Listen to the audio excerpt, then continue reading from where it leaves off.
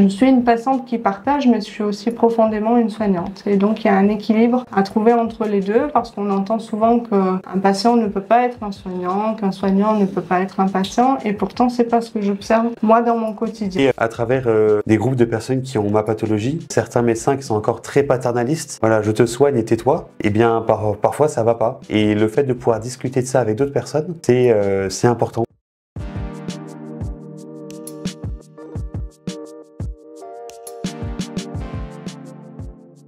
Je m'appelle Marilyn, j'ai 34 ans, je suis maman de 2 petits garçons et je suis également une patiente puisque je suis née avec un handicap de naissance, une paralysie cérébrale, et petit à petit, je suis devenue aussi soignante, infirmière de formation, et aujourd'hui j'exerce le métier de patiente partenaire et de responsable du partenariat patient dans un établissement lyonnais. Je m'appelle Alban, j'ai 23 ans et actuellement je suis en fin d'études d'ingénieur. Au niveau du système de santé, je suis patient. Je suis suivi depuis que j'ai 16 ans, depuis 2016, parce que je suis atteint d'une tumeur cérébrale bénigne. Donc j'ai été opéré 5 fois, j'ai eu de la radiothérapie, des traitements, voilà, et tout plein de choses qui vont avec. Le soignant apporte au patient et que le patient apporte au soignant. Il y a des transferts émotionnels, même sans mots. Il y a des choses qui passent en fait. Et donc c'est toute une relation qui peut être plus ou moins bonne entre le patient et le soignant. Au début, quand j'ai été soignante, dès les bancs de l'école, on nous a appris à laisser les émotions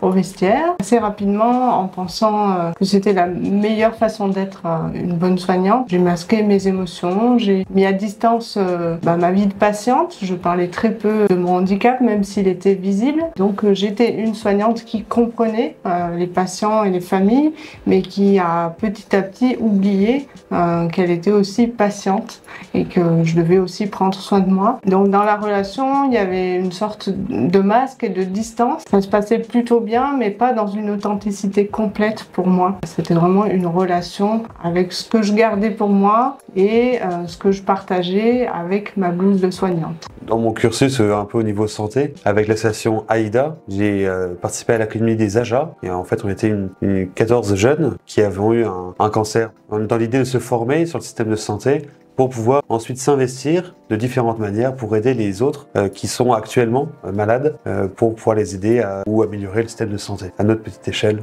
ou grande échelle. Le fait de pouvoir parler en toute liberté, sans jugement avec d'autres personnes avec qui on a vécu des choses semblables. Tout le monde vit l'épreuve de la maladie différemment, même si elles se ressemblent beaucoup. Et c'est très riche de voir comment chaque personne s'en est sortie, quelles ont été les épreuves pour eux, comment ils ont vécu certaines parties de la maladie qui ont été difficiles pour nous alors qu'on réussit. J'ai beaucoup aimé ces échanges car on s'est beaucoup apporté les uns les autres. Bien qu'on vienne tous d'endroits, de milieux d'origine très différentes, c'était un endroit très riche pour pouvoir grandir grâce aux autres et faire grandir les autres grâce à ce qu'on est. La question du transfert et de la distance soignante, ça a évolué au fil de ma pratique. Je me suis beaucoup questionnée en tout cas dessus parce qu'au départ, voilà, comme je le disais, je me cachais un peu derrière ma blouse en pensant me protéger, en pensant faire bien, et petit à petit, j'ai fini par manquer de valeur, manquer de sens à ma pratique. Ça m'a presque conduit dans une espèce de burn-out sans émotion. Et donc aujourd'hui, en réfléchissant à la question, je me questionne vraiment, faut-il mettre une distance émotionnelle?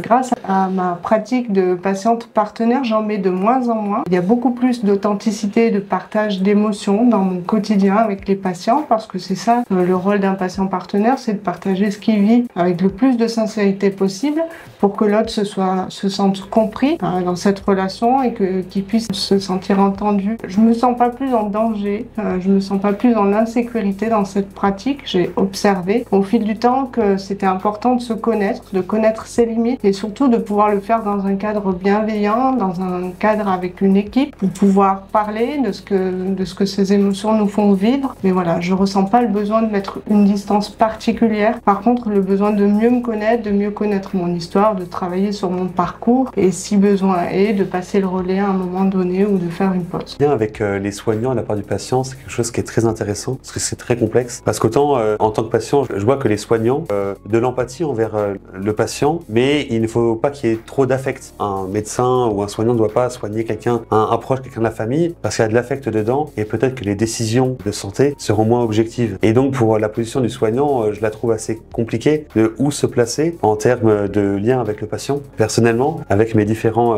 neurochires, ce sont des personnes que j'admire profondément, avec qui je passerai bien des soirées entières à discuter. Ça n'a pas lieu d'être parce que ce n'est pas quelque chose qui est finalement bon. Ça reste mes médecins, même si c'est des personnes que je reverrai toujours avec plaisir. Voilà, je sais qu'il faut que je mette des limites aussi à mon côté, où j'ai envie de les voir, envie de discuter avec eux. Voilà, c'est un peu une frustration aussi de mon côté, mais qui est finalement raisonnée un peu par la raison. J'étais aussi en évolution avec l'acceptation de celle que je suis, avec mon handicap, où je l'avais tellement mis à distance, je l'avais comme oublié. Je n'en parlais pas parce que je me limitais, mais parce que quelque part c'était loin derrière moi, derrière la blouse, je n'étais pas cette patiente. Aujourd'hui, la relation, elle est beaucoup plus équilibrée puisque j'ai accepté mon handicap. J'accepte volontiers d'en parler. Ça me permet d'avoir une relation peut-être plus juste avec les personnes que j'accompagne. Si je suis authentique, alors le patient, il peut être authentique avec moi. Ça, c'est une question que je me suis beaucoup posée avec le temps. C'est comment demander à un patient de me partager toutes ses émotions, tout ce qu'il vit, et même le plus difficile, si moi-même je ne suis pas capable de partager ce que je ressens en tant que patiente. Comment lui demander d'accepter son parcours, sa maladie, son handicap, si moi-même je ne suis pas capable d'accepter le mien et d'en parler. Et donc depuis, j'ai l'impression que je suis plus juste dans ma posture parce que c'est une relation pour moi qui est d'égal à égal. J'ai eu des conversations très profondes avec des soignants que je connaissais ni d'Ève ni d'Adam, des amis avec qui j'avais jamais parlé de choses si profondes. Il y a cette complexité de trouver le juste milieu dans la relation, de pouvoir autant ne pas traiter que le médecin ou du moins le soignant ne traite pas le patient comme une machine, mais bien comme un être humain avec tout ce qu'il y a autour, tout son état de santé aussi mental, psychologique. Et à l'inverse, le patient doit aussi voir dans le soignant quelqu'un qui peut avoir des émotions. Le monde du soin a évolué aussi, où il faut toujours faire plus vite, avoir de moins en moins de temps, et du coup la question de la place et du temps pour l'échange se pose. Et c'est aussi comme ça que je vois de très nombreux soignants être vraiment animés par cette envie de partager, qui finissent parfois en burn-out parce qu'ils ont le sentiment de ne plus avoir assez de temps pour partager avec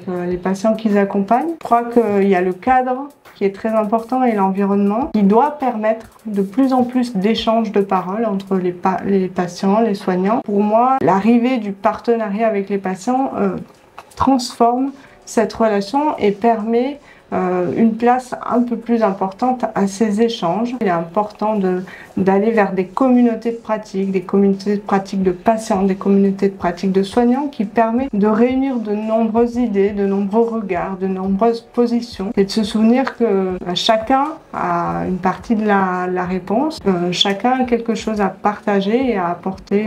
Ça commence à se mettre en place un peu en France, le fait qu'un patient vienne parler à ceux qui sont actuellement malades pour pouvoir leur partager leur expérience ou l'expérience de d'autres personnes pour que les soins se passent au mieux possible. Ça va être des choses différentes, non pas contradictoires, mais différentes de ce que va dire le médecin. Je fais pas à l'hôpital, mais à travers des groupes de personnes qui ont ma pathologie, certains médecins qui sont encore très paternalistes. Voilà, je te soigne et tais-toi. Eh bien, parfois ça va pas. Et le fait de pouvoir discuter de ça avec d'autres personnes, c'est important. Quand j'étais infirmière, j'ai toujours eu ce sentiment d'avoir une relation particulière parce que les patients, quand ils me voyaient marcher, ils avaient le sentiment que je pourrais les comprendre, que je pourrais mieux comprendre la douleur, et donc on échangeait déjà un peu plus profondément que si j'avais pas été cette patiente-là. Mais j'avais pas de mots à mettre sur cette relation. Je le voyais bien, mais je ne comprenais pas ce que ça voulait dire. En 2019, après, quand j'étais infirmière en service de psychiatrie, il y a eu l'arrivée des pères aidants. C'est venu mettre un mot sur ce que moi je vivais en tant qu'infirmière, et j'ai compris que j'étais depuis toujours cette infirmière patiente partenaire, et donc c'est comme ça que j'ai eu envie de travailler, de devenir cette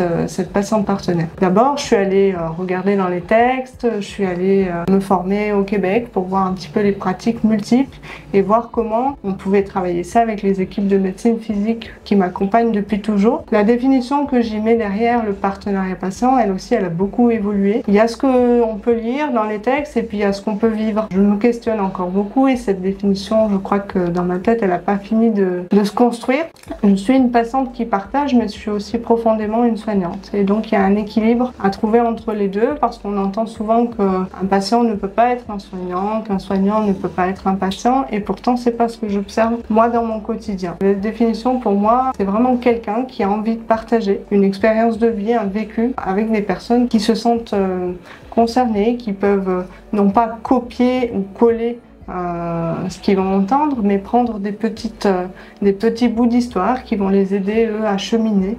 Et peut-être que ces petites graines plantées pourront faire naître chez eux des choses qui pourront les aider et qui pourront aider d'autres personnes, et ainsi de suite. C'est une vraie joie de pouvoir accompagner des personnes aujourd'hui à travers ton expérience et celle de plein d'autres, et pour que les merdes qui me sont arrivées ou à d'autres personnes puissent servir aujourd'hui et aident aussi à donner un certain sens à ce qu'on a eu pour pouvoir en faire quelque chose de bien et de bon.